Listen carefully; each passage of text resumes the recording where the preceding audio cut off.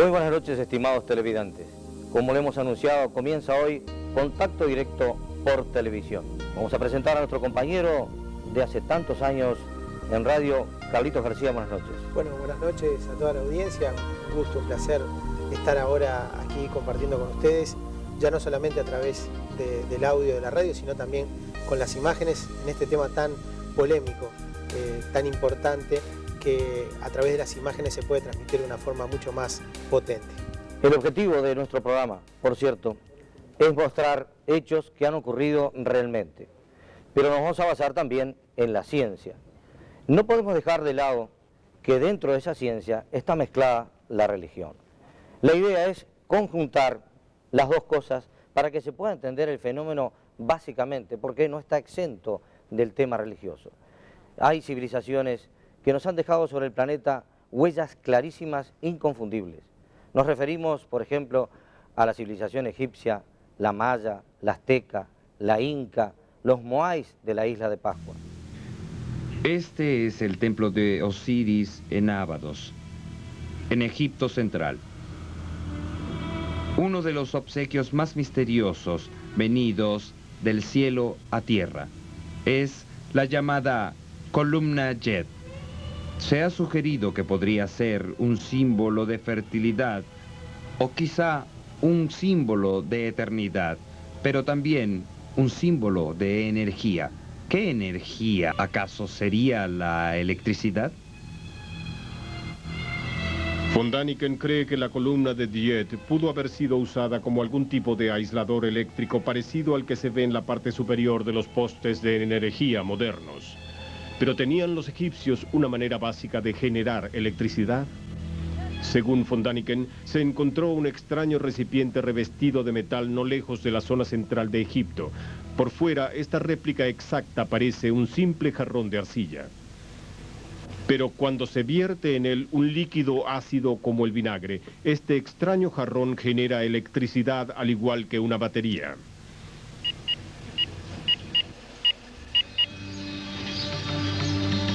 Ahora Von Däniken investiga las maneras en que los antiguos egipcios pudieron haber usado esta electricidad.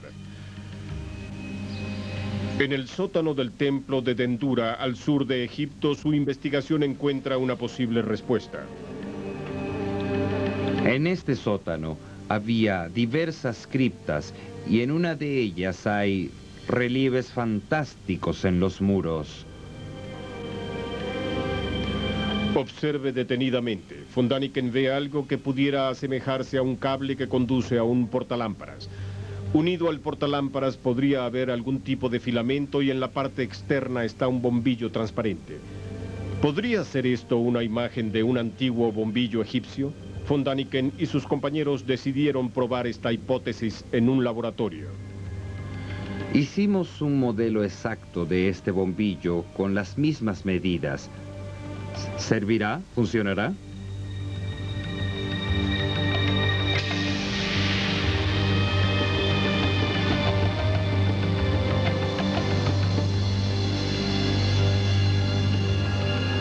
Y funcionó, sí sirve. Esta es Chichén Itzá en la península de Yucatán, México. Hace miles de años, Chichén Itzá era un importante centro cívico de la cultura maya que floreció en las bajas tierras tropicales de México. Los mayas estaban fascinados con la astronomía. Su observatorio todavía se erige como un testimonio de sus ansias de conocimiento. Pero ¿fueron los mayas ayudados por alguien o algo que entendía la astronomía mucho antes que ellos? Para analizar esta interrogante, exploramos el eje de Chichén Itzá, representado por una edificación que cuenta la historia de su propia creación como ninguna otra estructura en el mundo. Esta pirámide se llama El Castillo. Está dedicada al dios Kukulcán, que era la serpiente favorita. Kukulcán fue uno de los maestros de los mayas. Él descendió del cielo. Según Von Däniken, la leyenda dice que luego de que Kukulcán descendió a la tierra, les enseñó a los mayas astronomía y matemáticas. Hay 4 escaleras en cada lado de la pirámide y cada escalera tiene 91 escalones. Si multiplicamos 91 por 4 es igual a 364, más el último de arriba son 365, así que tenemos un calendario. Increíblemente, el calendario maya incorporaba los movimientos del sol y la luna y es tan preciso como nuestro calendario de hoy en día. ¿Cómo es posible que los antiguos mayas tuvieran este conocimiento en una época en que el hombre occidental pensaba que la Tierra era plana? Vamos a subir, tengo que mostrarte algo realmente fantástico allá arriba. Bueno, tú sabes leer las señales antiguas, pero esta señal moderna dice que es muy peligroso subir. Dejar conmigo, siempre es peligroso. Lo sé, solo estaba tratando de evitar subir 91 escalones. Vamos, sígueme.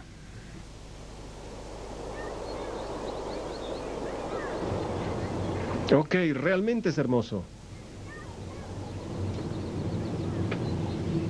Todos los años, el 21 de marzo, una cadena de luz y sombra, desciende la escalera.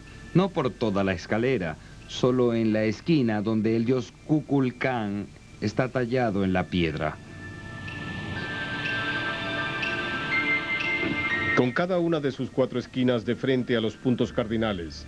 Cuando sale el sol durante el equinoccio de la primavera, la luz baña las escaleras de un ángulo. El espectáculo que este fenómeno produce atrae a miles de personas todos los años. El 21 de septiembre, cuando cae el equinoccio, la serpiente de la sombra vuelve a subir al cielo. ¿Acaso sabían que este milagro luminoso iba a suceder? Debido a sus conocimientos astronómicos, fue una cuestión de cálculo. Pero fue una cuestión de cálculos que no se salió de una fracción de pulgada. Es decir, si se va a construir algo tan inmenso, no es posible equivocarse porque no se puede mover. No, ellos... Así que lo sabían antes de construirlo. Absolutamente. El dios Kukulcán les enseñó astronomía y matemáticas. Ellos representaron cómo descendía las escaleras desde el cielo hacia la humanidad y cómo nos dejaban con la promesa de volver. ¿Nos estás diciendo que el dios Kukulcán era un extraterrestre? Sí, Kukulcán era un extraterrestre. La idea de los dioses que descienden del cielo es normal en las religiones y culturas de todo el mundo, pero ¿se trataba de dioses ficticios de la mitología o de visitantes de otro planeta? ¿Antiguos astronautas que vinieron a la Tierra hace mucho tiempo? Leyendas similares se encuentran en el país sudamericano de Bolivia. A una altitud de más de 3.656 metros, los descendientes de los incas le rinden culto a Presterrio, su santo patrón. Pero hace más de 1500 años, en Tihuanco, sus antepasados veneraban a su gran dios Veracocha. Eric von Daniken cree que Veracocha descendió del cielo y le proporcionó a su gente conocimientos de astronomía, matemáticas y agricultura. Según los arqueólogos, Tihuanco fue construido en el año 500 después de Cristo, pero otros afirman que fue construido casi 1500 años antes de eso. Para esa época, ninguna cultura en el mundo pudo haberlo construido. El misterio es, ¿quién construyó Tihuanco? Von Daniken cree que la respuesta pudiera estar unos pocos kilómetros más lejos en las ruinas de Pumapunku.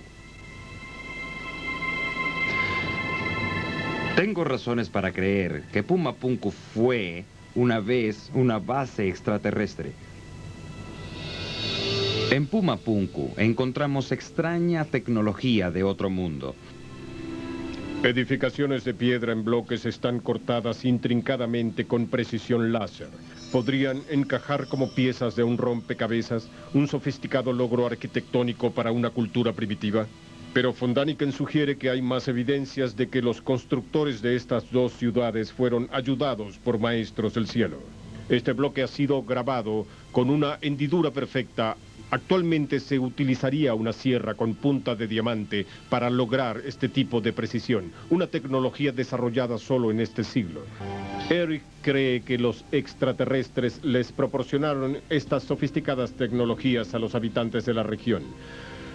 Los nativos tenían miedo de estos extraños visitantes y los adoraban.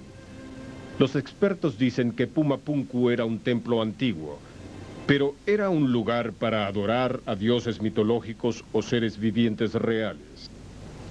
Hoy en día se construye una iglesia y decimos que es un templo, que existe un ser espiritual, que allí habita el espíritu de un Dios.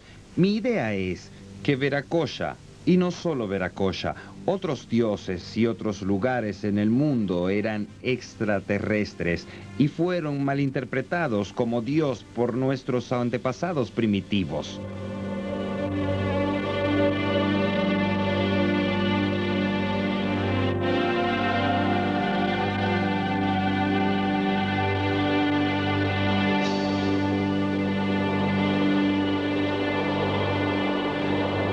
Si, como Erich von Däniken cree, los extraterrestres llevaron la luz a los templos y criptas del antiguo Egipto, ¿pudo un posible encuentro cercano en Sudamérica causar consecuencias nefastas? Lo que está a punto de ver podría afectarlo. Estamos en el Museo de Ica, en Perú. Este es uno de los cráneos deformados encontrados en el área. Las tribus incas usaban los suaves huesos de sus bebés, los presionaban con madera y cuero. Cráneos similares se han encontrado en todo el mundo. Y me pregunto, ¿por qué estas sociedades torturaban así a sus hijos? Creo que adoraban a alguien, imitaban a alguien, querían parecerse a sus maestros del cielo.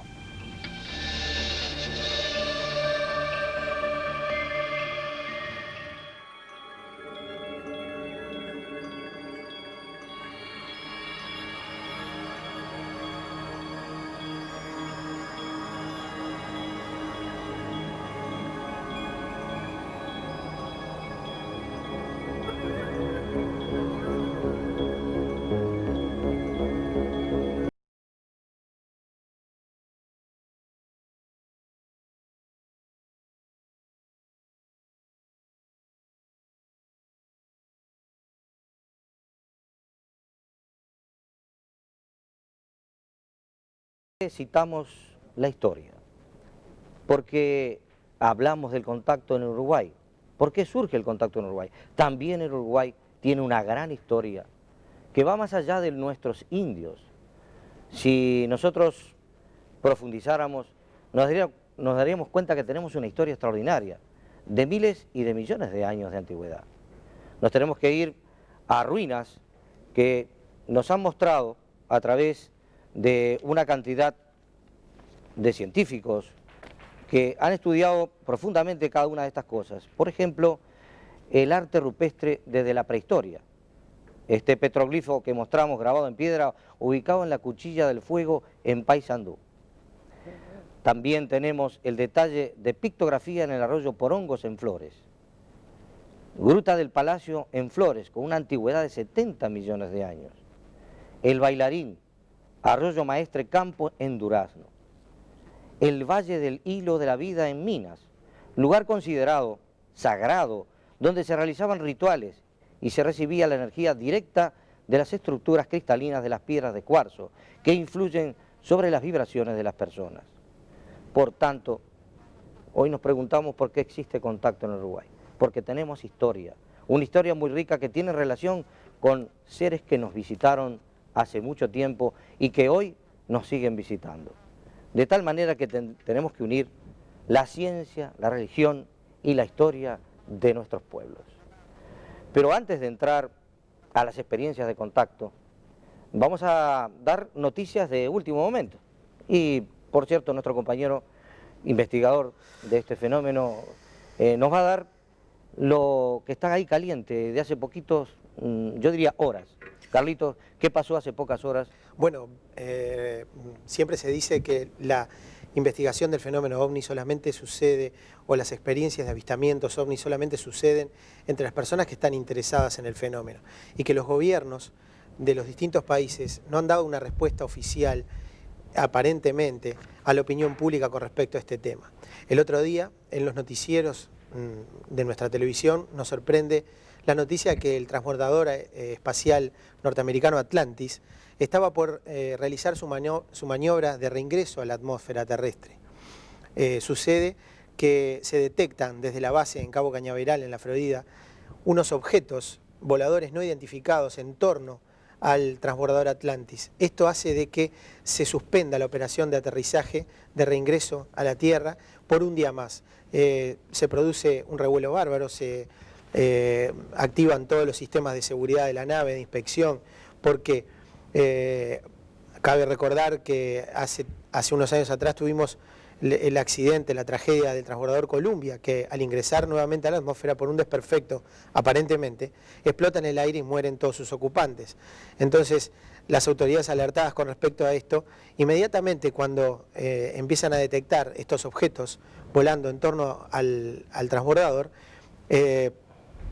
inmediatamente se ponen a investigar qué pasa con el fenómeno. Concretamente, a través de la prensa internacional, la noticia salió titulada de esta manera: un ovni sigue al transbordador, aplazan el aterrizaje para cerciorarse que no tenga ningún daño. Esto salió por France Press Internacional. El aterrizaje del transbordador espacial Atlantis se aplazó al menos un día a causa de un objeto volador misterioso cercano a la nave, anunció el director del programa, Wayne Hale, en el Centro de Control de la NASA en Houston. Tenemos las fotos para compartir con ustedes que fueron tomadas por una cámara del portón de carga del transbordador Atlantis. Directamente son fotos oficiales de la NASA.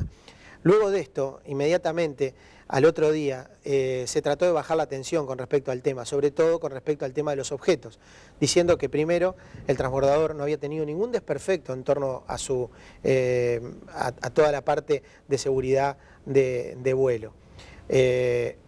Estaba todo bien. Lo que no pudieron dar explicación fue a los objetos. Trataron de decir que podían ser basura espacial, trozos de otros vuelos anteriores que habían quedado flotando y que orbitaban cerca del transbordador. Sin embargo, hasta ahora no han podido dar una respuesta oficial con respecto a qué se trataba estos objetos. Tenemos pensado para el próximo programa traer ya la filmación, el video oficial de la NASA que muestra exactamente cómo se trata de un objeto cuyo vuelo es inteligente y autónomo y que vuela en torno al transbordador Atlantis y que hasta ahora las autoridades no han podido dar una respuesta de qué se trata. Bien, nosotros vamos a hacer una pequeña historia de cómo comienza el contacto extraterrestre en Uruguay. Una familia, como cualquier familia uruguaya, se sorprende con el impacto de un avistamiento y con otras experiencias que le iremos mostrando a ustedes en este programa. Nos fuimos esta semana a ver al señor Henry Haza, a su casa. Desde el momento en que empezamos a charlar con él y nos empezó a contar una cantidad de anécdotas, les tenemos que decir que un solo programa no va a alcanzar. Por lo menos 3 programas lo vamos a tener a Henry Haza con nosotros, que tiene un currículum realmente impresionante. Es un músico, fue director de estudio de grabación en el Sodre, por cierto, también fue becado. Eso nos lo va a decir cuando lo tengamos presente acá en los estudios, las becas que tuvo, los estudios, para que ustedes vean que las personas que traemos aquí son serias, respetables y muy conocidas, porque fue nada menos que el director de La Batuta, centro de grabación de los más importantes en Montevideo. Pero hay que destacar algo muy importante: ateo por naturaleza. No tenía ninguna convicción religiosa ni creía en nada, escéptico, por cierto, con respecto al fenómeno ovni. De manera entonces que les vamos a presentar a una persona que no tenía por qué creer en nada de esto, ni por qué imaginarse el fenómeno ovni. Vamos entonces a esa nota que grabamos en esta semana. El tema del contacto extraterrestre, de los extraterrestres, para mí era una cosa muy lejana. No creía en eso, me parecía totalmente inoportuno en ese momento de mi vida. Entonces mi señora me dice: mira, lo que pasa es que nosotros en casa, yo estoy recibiendo algunas cosas telepáticamente, Edgardo, nuestro hijo menor también, y mi suegro, también estaban recibiendo cosas, y bueno, y me mostraron, y empezamos a leerlas, y eran realmente de un sentido muy espiritual, ¿no? Casi una redacción bíblica, en una familia donde no somos religiosos. yo no soy un tipo creyente. Lo primero que dije en la familia, digo, pero esto es un bolazo, esto es una locura mental digno de hacerse ver por un psiquiatra. Ofendí, lastimé, pero de cualquier manera empezamos a averiguar para ver ese tipo de mensajes telepáticos que se recibían, cómo podíamos tomarlo. Como familia nos importaba lo que nos pasaba a todos, una familia muy unida. Entonces estábamos un día con unas personas que vinieron a casa, 2 señoras y un señor, que vinieron a tratar de explicarnos todo esto que nos estaba pasando. Cuando entran a casa era un miércoles del mes de marzo del año 1986. Yo vivo en un balneario que se llama Sangrilá, a pocos kilómetros de la ciudad de Montevideo. Está en la acera de enfrente, la playa de mi casa, donde se ve justamente el agua de esas playas. Estábamos en esa reunión y había un señor que nos venía explicando cómo era ese contacto telepático, lo que él también sentía. Entonces en ese momento, cuando estaba hablando del contacto telepático, este señor movía las manos. Y al mover las manos, se movían los vasos que habían arriba de la mesa. Claro, todos decíamos, pero ¿qué es lo que pasa? Dice, lo que pasa es que cuando yo estoy hablando sobre el tema, tengo un apoyo de ellos, en el cual me dan una energía, me otorgan una energía, que me permiten tal vez tener una gran facilidad para expresarme en todos estos temas. Entonces, este señor en ese momento se pone como duro, como tieso, y hace así con la mano. De la reunión dice, está pidiendo una lapicera para escribir. Se le entrega una lapicera y un cuaderno, y cuando va a apoyar la lapicera sobre el cuaderno, derrite toda la tinta de la lapicera. O sea, como si la lapicera hubiera entrado en un lugar donde había mucho calor. Se derrite, sale toda la tinta para afuera y se derrama sobre el cuaderno. Yo en ese momento que me sentía que no podía comprender, yo no quería comprender a este señor. Yo estaba en contra de todo esto. Entonces salgo de mi casa y voy para afuera de mi casa. Pedí una lapicera que le dieran, no podía hablar, una lapicera. Y agarró la lapicera y la sentó así para escribir y la tiró así. No, la derritió, papá, derritió, pero por eso derritió la punta de la lapicera todo desde la fuerza que tenía ahí, la derritió que yo no sé lo fue para allá. Ahora, en ese momento vos... yo estábamos todos reunidos. Pero creías todo lo que estabas viendo. Sí, no. Estaba ahí, viste, ¿Y por qué? Era que tenido una experiencia. Bueno, pero era una cosa nueva para mí a pesar de todo, porque yo lo que había tenido no era, por el hecho de que Henry, cuando vio todo eso y esas cosas, dice, no pisan más esta casa, se van todos al diablo, no empezó casi a echar de la casa porque quería que lo que estaba haciendo ese tipo era todo cosa de brujería. No brujería, sino que era al contrario, que era, está haciendo pavada, estaba haciéndonos bien. Que se fue afuera, entonces. Sí, claro. Entonces Henry sale con Patricia afuera, el pato despotricando. Y esto estaba sucediendo el 19 de marzo de ese mismo año, ¿no? Nos encontramos así con ella frente a frente y nos decimos, esto es una payasada, lo que está pasando es todo una cosa muy poco creíble. Entonces de repente, desde el agua, desde la playa, vemos venir una luz enorme, una luz muy grande, a una velocidad así, como una cosa que se presenta así de improviso, y yo sentí un golpe, una impresión muy fuerte. Puedes imaginar, hablando del tema extraterrestre, que de repente una cosa como de gran silencio se venga presentando a una gran velocidad y un foco enorme, cada vez más grande, y además que venía como que primero era una luz muy clara y después empieza a ser una cosa como rosada, y se queda parado frente a nosotros en la acera de enfrente de mi casa. A mí me da una impresión muy grande y siento una vergüenza muy fuerte, pensando en qué posición errada, qué posición... En ese momento sentí como que mi cuerpo era un gran edificio y le ponían una bomba en el centro y hacía como una implosión que me sentía desprovisto de todo concepto arcaico, de todo concepto que a través de mis años me había formado de acuerdo a mi cultura.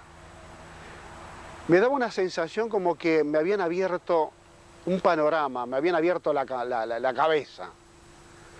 Entonces sentí una emoción muy profunda, sentí realmente unas ganas de gritar, de expresar una cantidad de cosas, pero fundamentalmente pedir disculpas. Le pedí perdón. ¿Qué es eso que está ahí enfrente? Le digo, bueno, ya ves, le digo, pensá un poquito si los payasos que nosotros pensábamos que están ahí adentro, no somos nosotros los payasos que estamos acá afuera.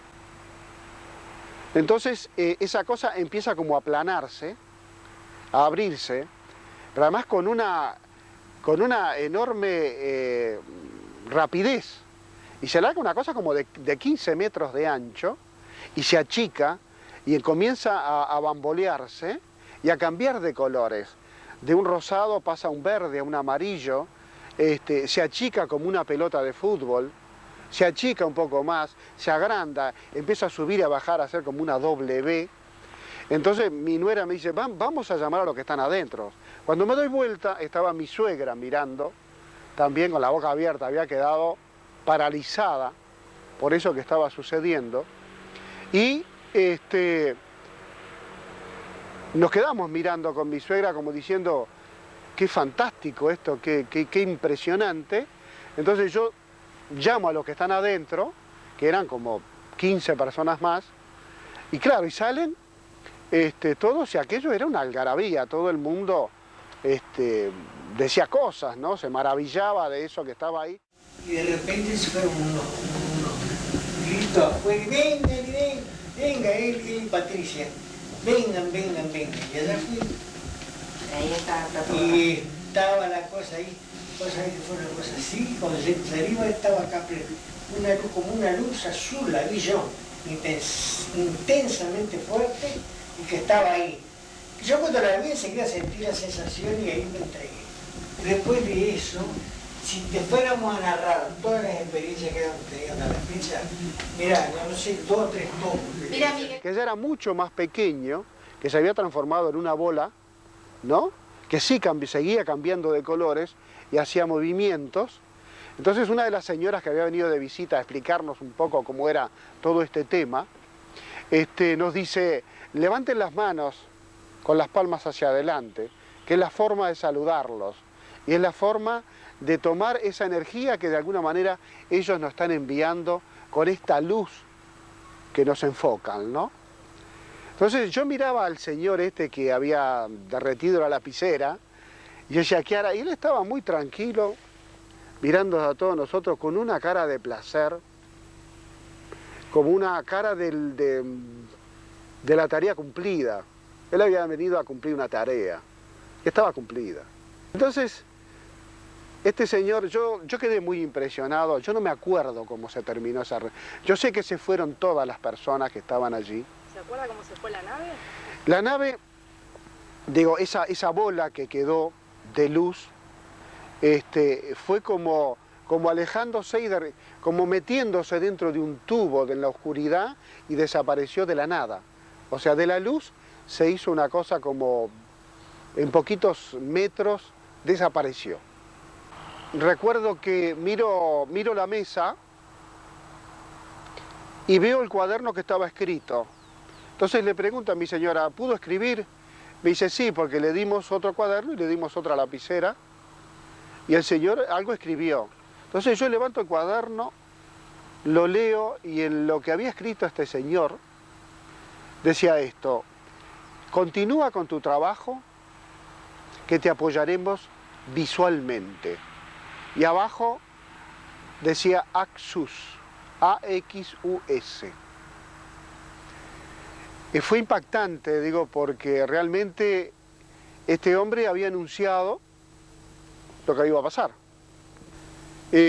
Bueno, después de eso realmente nuestra vida cambió muchísimo en el sentido de de que nos pusimos a investigar realmente y nos pusimos a poner en práctica lo que se estaba recibiendo telepáticamente. Entonces hacíamos preguntas, nos escribíamos preguntas, que el que estaba recibiendo no sabía cuál era la pregunta, porque cada uno de nosotros preguntábamos cosas por escrito, pero no se lo mostrábamos al que estaba recibiendo la telepatía, el mensaje telepático. Y realmente nos respondían a todas las cosas que cada uno preguntaba, y así fuimos aprendiendo fundamentalmente a ir preparándonos, a ir trabajando con nuestros egos, a ir de alguna manera entendiendo que estos seres vienen en definitiva a apoyar a un cambio.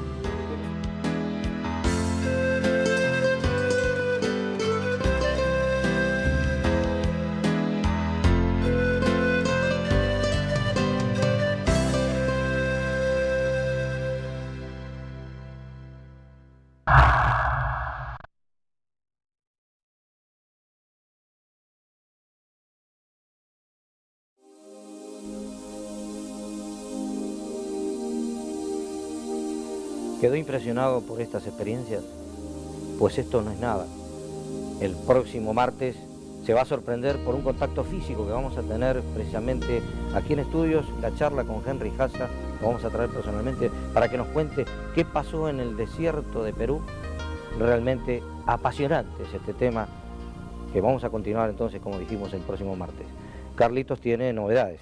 Sí, el próximo martes vamos a ya traer las imágenes del avistamiento del transbordador Atlantis y un informe completo sobre la última desclasificación de más de 4 años de investigación del gobierno británico hecho por el Ministerio de Defensa británico. Nos despedimos, hasta el próximo programa, Dios mediante, con más contacto directo lo esperamos aquí.